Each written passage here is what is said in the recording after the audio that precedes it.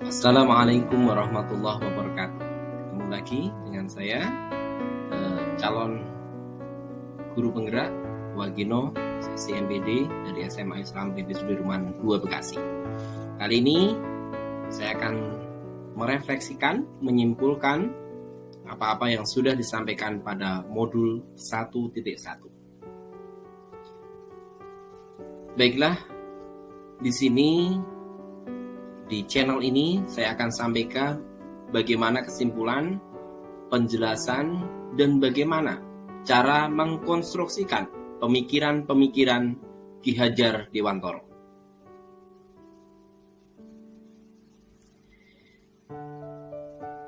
Perlu kita ketahui bahwasanya Ki Hajar Dewantara adalah seorang yang sangat luar biasa, bapak pendidikan di Indonesia, yang mempunyai filosofi pendidikan yang sangat luar biasa. Sebelum saya mempelajari pemikiran-pemikiran beliau, sebelum kami atau saya mempelajari bagaimana beliau mendidik anak-anak didiknya, saya melakukan pembelajaran di kelas mungkin sedikit berbeda dengan beliau dan mungkin juga banyak kekurangannya. Salah satunya adalah saya adalah seorang guru matematika yang sering saya lakukan ketika saya memberikan pembelajaran di kelas, yaitu saya tentukan target sesuai cakupan kurikulum yang ada. Jadi intinya anak-anak harus bisa menyelesaikan,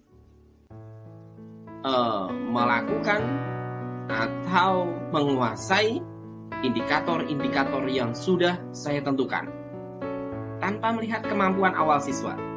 Sehingga intinya siswa dalam tanda petik terpaksa atau dipaksa harus bisa menguasai pembelajaran yang saya sampaikan, yaitu pembelajaran matematika disesuaikan dengan indikator-indikatornya. Kemudian yang saya lakukan yang kedua adalah saya kurang atau tidak memperhatikan kemampuan anak secara personal. Jadi yang saya sampaikan, yang saya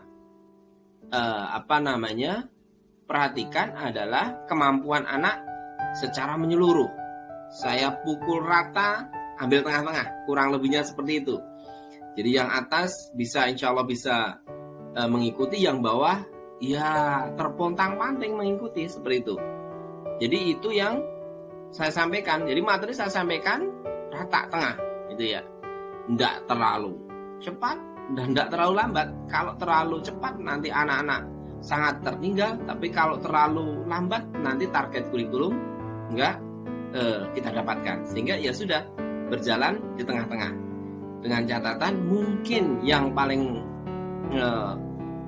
yang kurang bisa menguasai matematika itu agak tertati-tati mengikutinya, tapi insya Allah atau yang saya harapkan adalah target kurikulumnya dicapai. Kemudian yang ketiga, mayoritas pembelajaran yang saya sampaikan adalah pembelajaran yang bersifat konsep, karena matematika konsep, dan saya drill soal-soalnya. Jadi soal-soal itu harus dikuasai, makanya saya drill.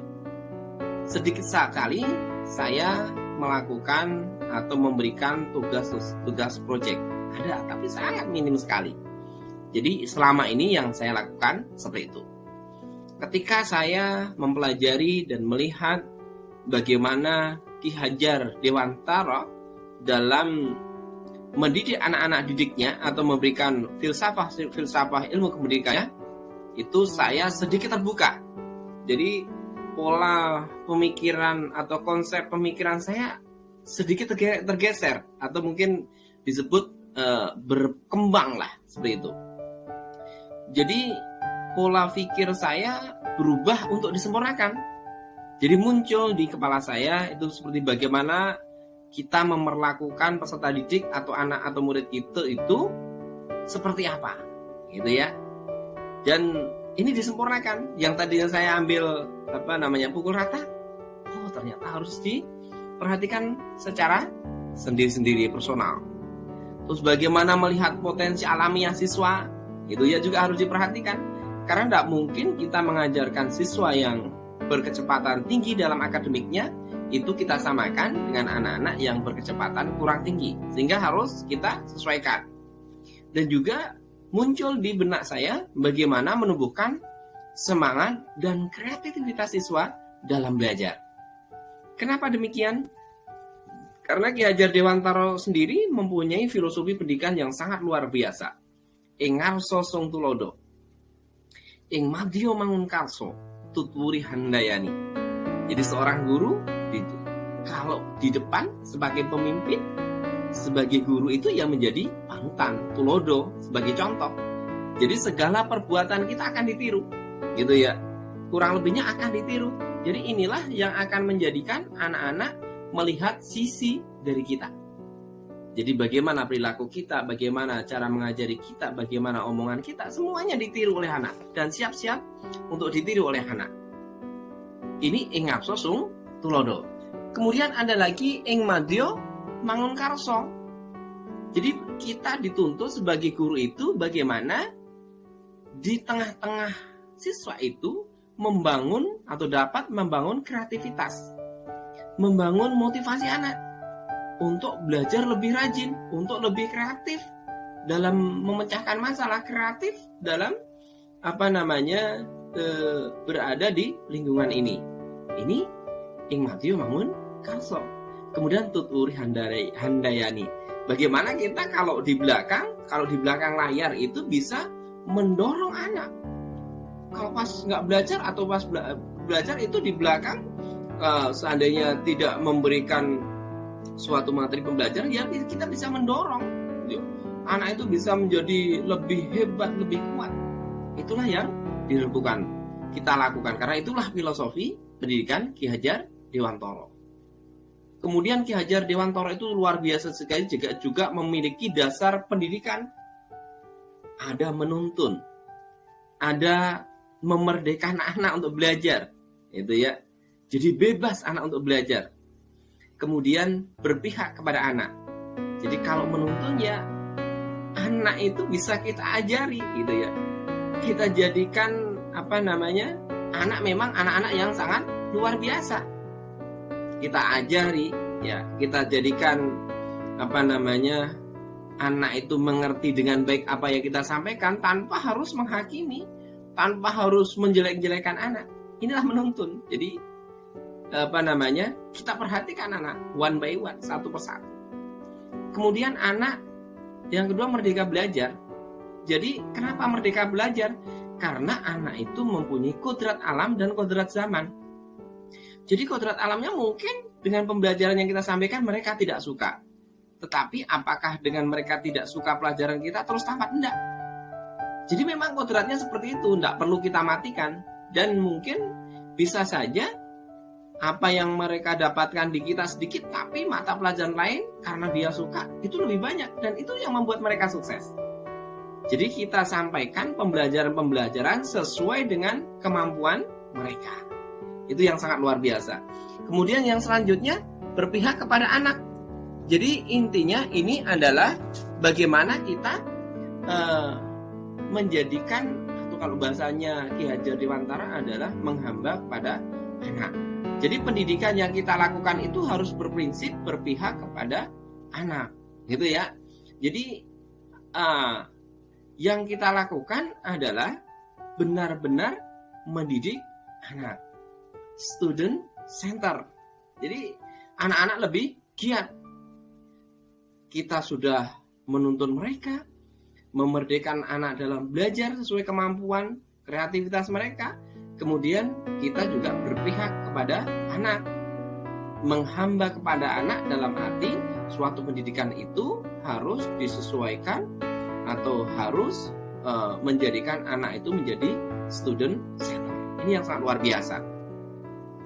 Kemudian bagaimana untuk menerapkan pembelajaran yang sampaikan Ki Hajar Dewantara itu di kelas, terutama di kelas saya. Saya berpikir ada beberapa rencana harus saya laksanakan. Pertama, rencana awal, saya akan melakukan tes diagnostis atau tes diagnostik. Jadi melihat kemampuan awal peserta didik. sebenarnya mereka itu condongnya kemana? Harus tahu.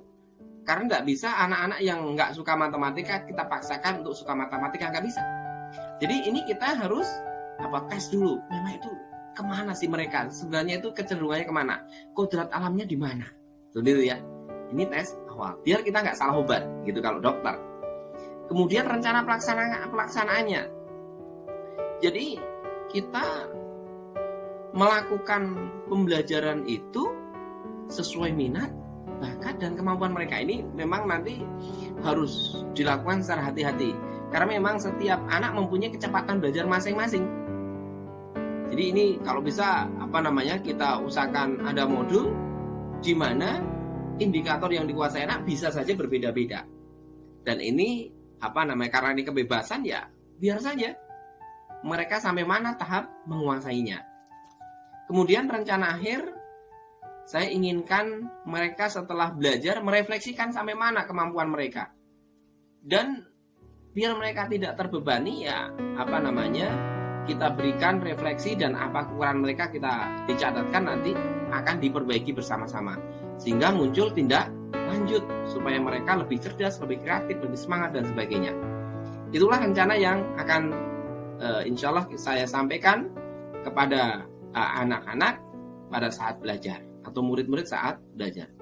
Jadi semoga ke depan dengan menguasai, memahami bagaimana Ki Hajar Dewantara dalam mendidik anak-anaknya dengan filosofinya, dengan dasar pendidikannya, saya pribadi di kelas lebih bisa mendidik anak, lebih bisa menerapkan ilmu yang saya harapkan, saya sampaikan, dan anak-anak juga tidak terpaksa dengan pembelajaran yang saya lakukan, tidak tersiksa dengan pelajaran matematika yang saya sampaikan. Itu saja yang saya sampaikan.